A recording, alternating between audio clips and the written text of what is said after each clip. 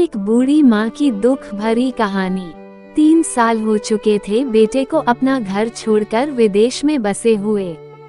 इन 3 सालों में बूढ़ी माँ और ज्यादा बूढ़ी हो गई थी। 75 वर्ष की उम्र में सुलोचना देवी की याददाश्त काफी कमजोर होती जा रही थी। उन्हें रोजमर्रा की चीजें याद ना रहती, लेकिन जो उन्हें हमेशा याद रहता वह था उनका बेटा। दिन हो या रात, एक पल भी ऐसा ना होता जब उन्हें अपने बेटे की याद ना आती। दूसरी तरफ बेटा था जो साल भर में एक आध बार अपने माँ को फोन कर लिया करता और 1-2 मिनट से ज्यादा बातें भी ना किया करता।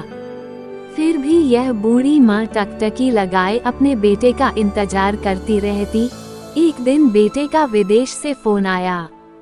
हेलो हेलो, सुन रही हो ना माँ? अनिल बोल रहा हूँ, तुम्हारा बेटा। कैसी हो माँ? मैं ठीक हूँ बेटा, तुम बहू और मेरा पोता कैसा है? माँ ने पूछा। सब अच्छे हैं माँ। मैं अगले हफ्ते गांव आ रहा हूँ माँ, तुम्हें लेने। अब हम सब साथ में ही लंदन में रहेंगे माँ। तुम्हारी बहू कह रही थी माँ को यहाँ पर लेकर आओ, बेचारी अकेली वहाँ परेशान होती होगी, बेटे ने कहा।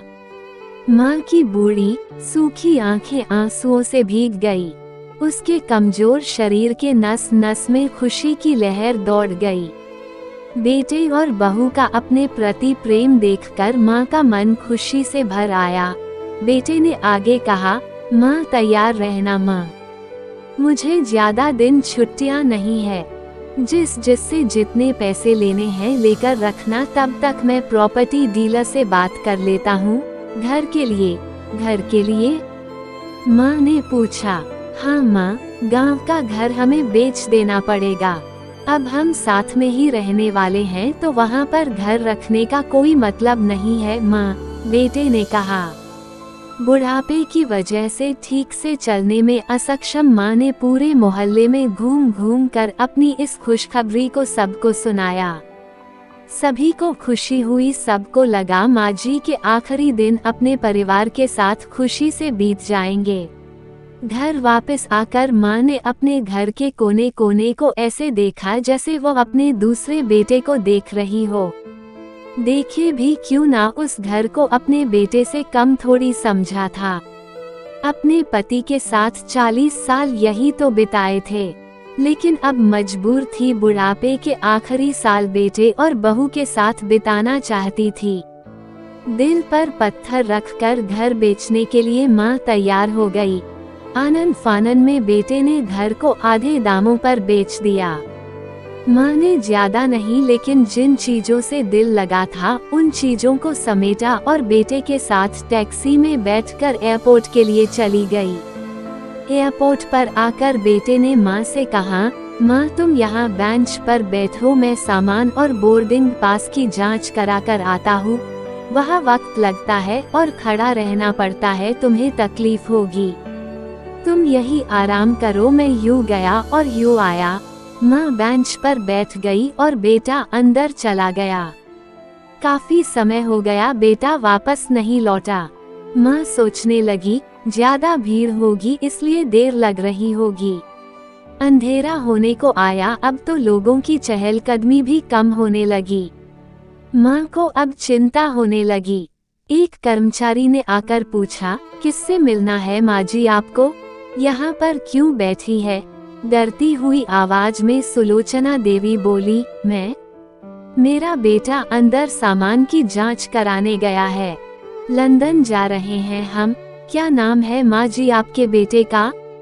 कर्मचारी ने पूछा। अनिल नाम है मेरे बेटे का, सुलोचना देवी ने बताया। कर्मचारी अंदर गया और थोड़ी देर बाद बाहर लौटा।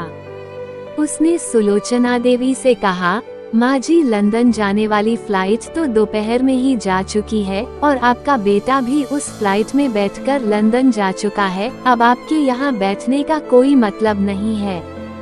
आप भी अपने घर चली जाइए। क्या जा चुका है? और मैं घर जाऊं? घर? माँ की आंखों से आंसुओं के सैलाब उठने लगे। जैसे तैसे माँ घर पहुंची, जो अब उसका था ही नहीं, बिक चुका था। वो वही बरामदे में तुलसी के पास सो गई।